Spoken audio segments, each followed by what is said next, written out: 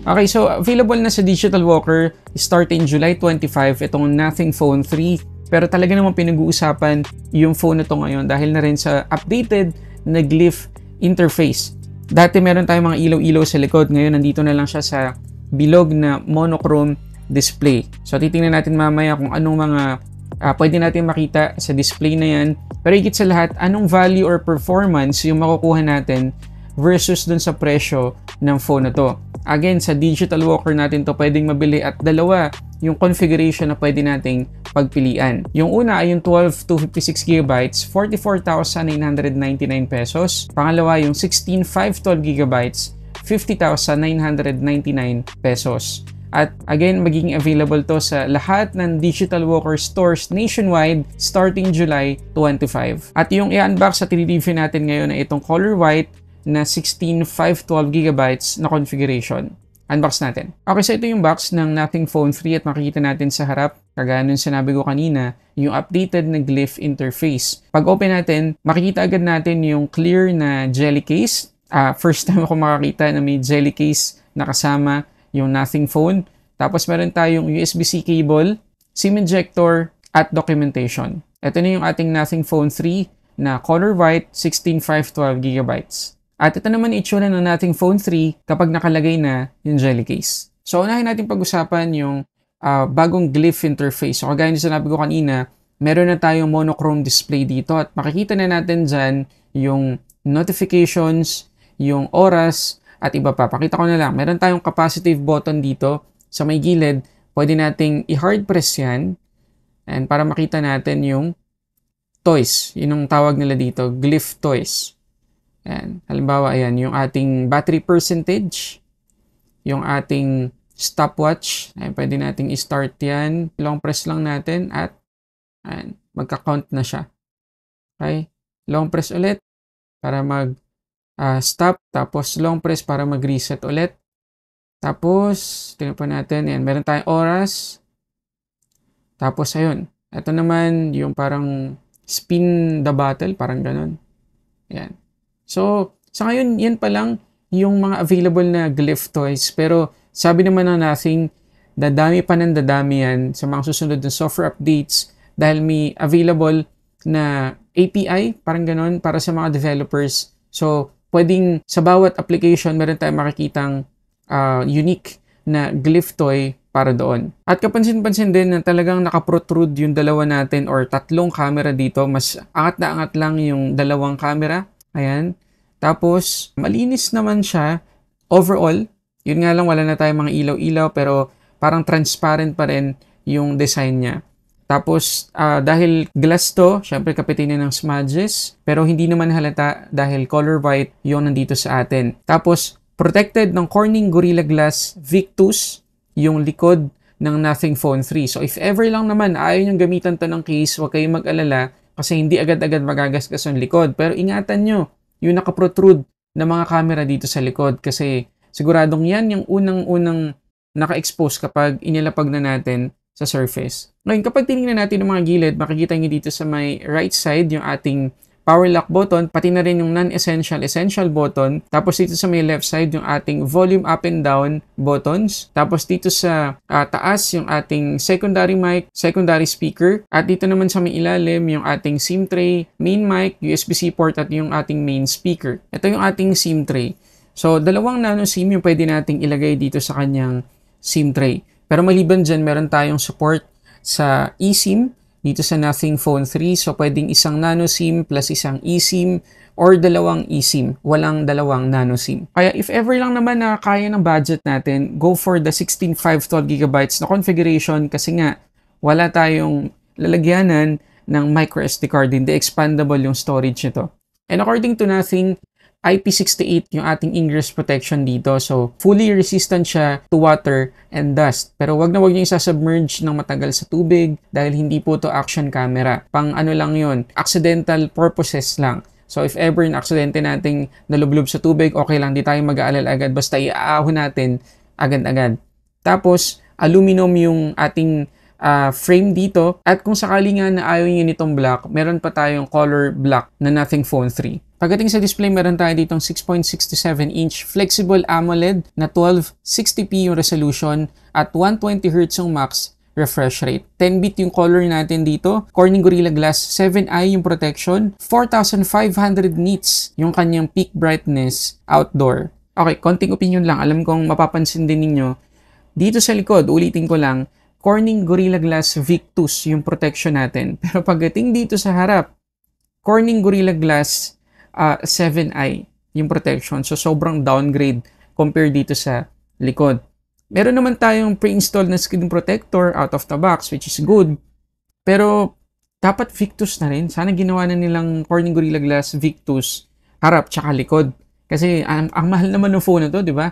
51,000 pesos para sa highest configuration. So, sana sinagad na rin nila. So, ayun lang. Medyo nakakalungkot na may protection tayo sa harap. Pero hindi kasing ganda nung nandito sa likod. At kagaya ng papansin niyo dahil 10-bit yung color natin, napakaganda ng color reproduction ng phone na to. Tapos ang nipis pa ng mga bezels niya kaya napaka-immersive ng experience natin if ever na manonood tayo ng mga movies or TV series dito sa Nothing Phone 3. So pagdating sa media consumption, okay na okay tayo. Pero i-double check natin yung kanyang DRM info. So makita niyo naman dito sa mismong Netflix application na level 1 yung ating Widevine security. Tapos, yung ating max playback resolution ay Full HD. At para sa mga interesado, pagdating sa colors, meron tayong dalawang preset, Alive, tsaka Standard, at pwede nating i-adjust yung kanyang color temperature. Pagdating naman sa kanyang display refresh rate options, tatlo yung pwede nating pagpilian, Dynamic, or from 120, pwede siyang bumaba to 60 Hz, High, nakalock lang siya to 120 at standard kung nakalock lang siya to 60 Hz kung gusto nating makatipid sa battery. Okay, konting opinion lang ulit hindi po LTPO AMOLED yung inilagay dito ng Nothing kundi LTPS lang. So hindi siya bababa ng hanggang 1 Hz. Nakaka-disappoint, diba? Kasi nga true flagship to. Pero again, hindi na naman nila sinagad yung display specs. Hindi kagaya ng mga nagdaang Nothing phone, naka LTPO yung AMOLED na yun, kaya sobrang tipid sa battery. Pero, huwag kayong mag-alala. Mamaya, papakita ko sa inyo kung ilang SOT yung nakuha ko dito sa Nothing Phone 3 at I guarantee you, hindi kayo madi-disappoint. At pagdating sa haptics, para again dun sa mga interesado, sobrang satisfying guys. Huwag niyong patayin, mag-e-enjoy talaga kayo sa vibration nitong Nothing Phone 3. Sobrang realistic nung kanyang haptic engine, lalo na kapag nagta-type tayo. Ngayon pagdating sa performance, itong Nothing Phone 3 ay naka Nothing OS 3.5 na out of the box. Tapos naka Android 15 na yan. Snapdragon 8S Gen 4 yung ating chipset dito. LPDDR5X yung ating RAM. At UFS 4.0 naman yung ating storage type. At pinapromise ng Nothing na hanggang 5 major Android upgrades yung matatanggap ng phone na to. So hanggang Android 20 technically yung aabutin nitong Nothing Phone 3. Pagdating sa security patches, aabutin naman siya ng hanggang 7 taon. O diba, another reason na naman para i-consider ninyo yung 16/512GB kasi matagal po yung software support na ibibigay dito ng Nothing. At para sa mga gustong dagdagan ng virtual RAM, yung physical RAM ng phone na to, pwede po dito sa RAM booster hanggang 8GB yung pwede niyang ibigay. Pero tingnan muna natin yung epekto niyan sa mismong performance gamit yung Antutu. So ito yung Antutu score natin nung ginamit natin yung RAM booster, 1,946,719. Ngayon, i-off naman natin. Ito naman yung nakuha natin, 1,980,113.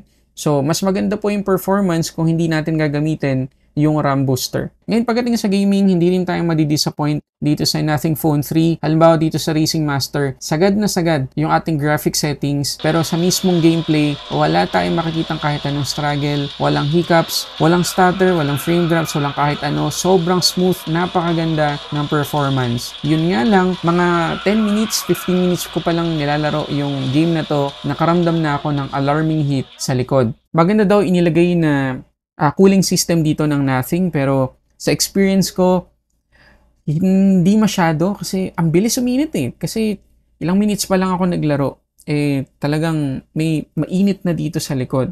So hini-hini pa rin po tayo sa paggamit sa phone na to. At ang isa pa sa medyo nakaka-disappoint, true flagship yung sinabi ng Nothing para dito sa Phone 3, pero hindi pa elite yung ginamit nila na chipset. 8S Gen 4 pa rin. So again, nakakalungkot. Ngayon, pag-usapan naman natin yung kanyang battery. So itong Nothing Phone 3 ay merong 5,150 mAh na capable sa 65 watts na fast charging. Meron pa siyang 15 watts wireless charging, 5 watts na reverse wireless charging, at 7.5 watts reverse wired charging. Pero kahit na ang daming charging options dito sa Nothing Phone 3, nakakalungkot na hindi pa nila ginawang 5,500 mAh yung capacity, or kahit man lang sinagad na nila 6,000 mAh. Pero huwag tayong mag-focus masyado sa number kasi tingnan natin yung actual na SOT na nakuha natin sa phone na to. Ayun guys, tingnan nyo naman, almost 18 hours yung nakuha natin dito sa PCMark. Ang tindi. Talagang magtatagal sa atin ng mahigit isang araw itong phone na to. At kahit sa heavy use, sa buong isang araw, meron pa tayong matitirang kaunti dito sa Nothing Phone 3. So mahihirapan talaga tayong i-empty yung battery nito, which is good news kasi kung plano natin gamitin to ng matagal, hindi agad-agad madedegrade yung battery niya kasi hindi tayo mapipilitang mag-charge ng madalas. Pag-usapan naman natin yung camera nitong Nothing Phone 3. So apat guys, apat na 50 megapixels yung inilagay dito ng Nothing. So yung una ay yung kanyang main shooter na 50 megapixels na may OIS. Tapos yung pangalawa 50 megapixels 3x periscope telephoto na aabot ng 60 times AI digital zoom. Tapos meron pa tayong ultra-wide na 50 megapixels din at selfie camera na 50 megapixels din. Ngayon, reminder lang guys na itong camera ng Nothing Phone 3 ay may dalawang option. Pwede nating iselect yung 50 megapixels para sa highest resolution, pero ang magagamit lang natin dyan ay purely main, ultra-wide, at yung periscope na 3 times zoom. Pero kung gusto nating umabot ng 60x or 60 times yung ating zoom, iset natin to 12 megapixels lang. Ngayon, pagdating sa mga sample shots, hindi naman ako na-disappoint. Maganda naman talaga. Makikita nyo na medyo gloomy yung paligid natin or yung weather natin kasi tag-ulan na talaga ngayon. Pero maganda pa rin yung kuha. Detailed pa rin.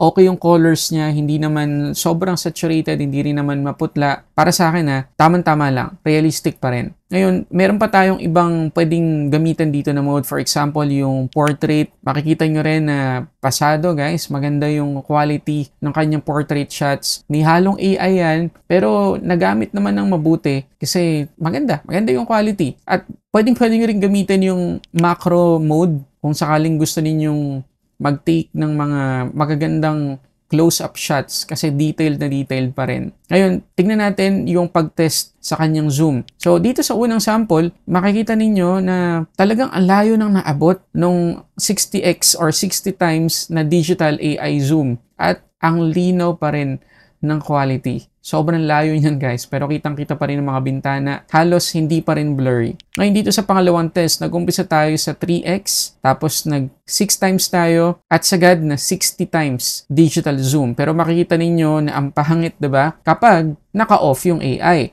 Pero kapag turn on natin yung AI sa 60x, tingnan nyo naman, grabe, gumanda yung pusa. Nawala yung mga dumi-dumi sa muka. Hindi na ganun ka-realistic yung ginawa ng AI, pero at least, gaganda naman yung quality nung kinukunan natin. Dito naman sa pangatlo, ganun pa rin, nag-start tayo sa 3x, tapos 6x, tapos 60 times ulit na digital zoom na walang AI. Okay naman, kitang-kita pa rin yung NU. Pero kapag nilagyan natin ng AI yung 60x, kita nyo naman, mas smooth, mas lumiwanag ng konti at nabawasan yung pagka-grainy or noisy nung 60x digital zoom. Isa pang proof dyan, yung pang-apat nating zoom test. Start tayo ulit sa 3x, tapos 6x, at yung 60 times na walang AI, at yung may AI. So, luminis ulit at mas readable yung mga letters or words na nandun sa poste. 4K 30 FPS. Naka-ultra-wide tayo ngayon. Pero pwede nating i-switch to 1x. At sa periscope telephoto camera. So pwede tayong mag-zoom dito hanggang 18x. Ayan, yung sagad niya. Babalik tayo sa 1x. Tingnan natin yung stabilization. So again, 4K 30 FPS yung video natin ngayon.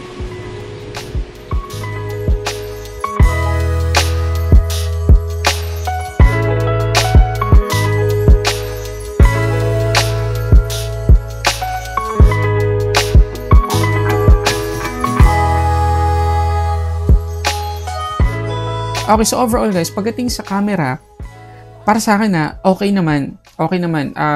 Pasok na pasok siya sa presyo niya.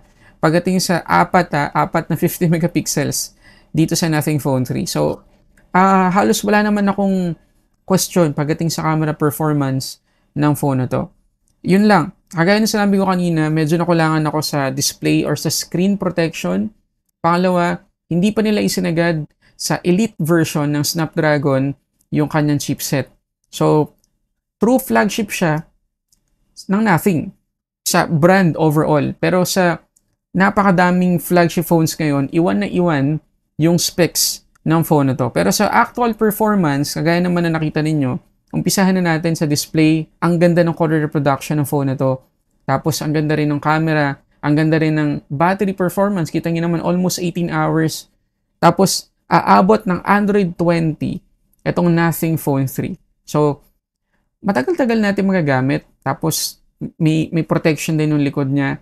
So, maraming pambawi yung Nothing na ginawa dito sa Phone 3 para medyo maging blurry sa atin yung ilang mga downsides na makikita natin dito sa phone na to. Lalong-lalo na yung glyph interface. Medyo weird yung itsura ng likod ngayon kasi kita nyo naman hindi pa pantay yung line-up ng camera. Hindi ko alam kung sinadya nila yan para talagang mapag-usapan. Pero sa ngayon, hindi ko masyadong gusto itsura. Pero makakasanayan din natin yan. Lalong-lalo na yung glyph toys na dami pa yan. So magiging magiging useful talaga etong glyph interface ito sa mga darating na panahon. Okay? So yun muna guys. Gusto ko malaman ang opinion ninyo. Ilagay nyo lang dyan sa comment section. Yun muna guys para sa samot-saring unboxing reviews. This is Sulit Tech Reviews.